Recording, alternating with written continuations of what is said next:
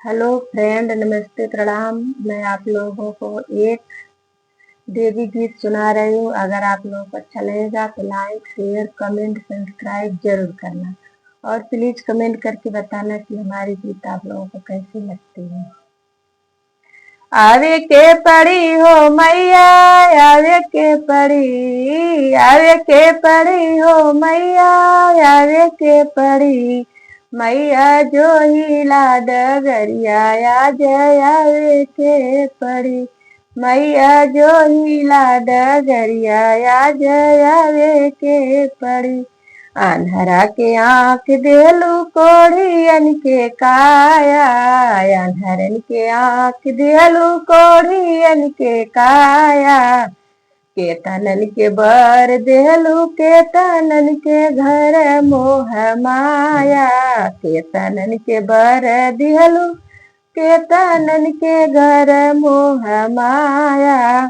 आज हमारा के दर्शन दिखावे के पड़ी, आज हमारा के दर्शन दिखावे के पड़ी, मैया जो हिला डगरिया आज आवे के पड़ी, मैया जो हिला डगरिया आज आवे के पड़ी। सब लोग कहेला कि मैया दुखवा के साथी, पड़ेला विपतिया त धावेलू दिन राती। सब लोग कहेला मैया दुखवा के साथी, पड़ेला विपतिया त धावेलू दिन राती, पड़ेला विपतिया धावेलू दिन राती।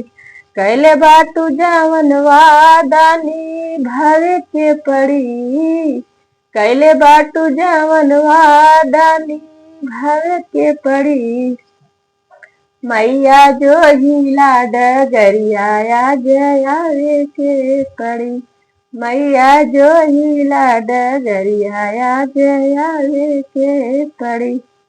नाही चाहिए न धन नाही सोना चांदी, नाही चाहिए न धन नाही सोना चांदी, बाजिन के लाल दे दातर से दिन राती, बाजिन के पुत्र दे दातर से दिन राती। जुग जुग मन सा पुरावे के पड़ी, जुग जुग मन सा पुरावे के पड़ी, मैया जो हिला डगरिया आज आवे के पड़ी, मैया जो हिला डगरिया आज आवे के पड़ी।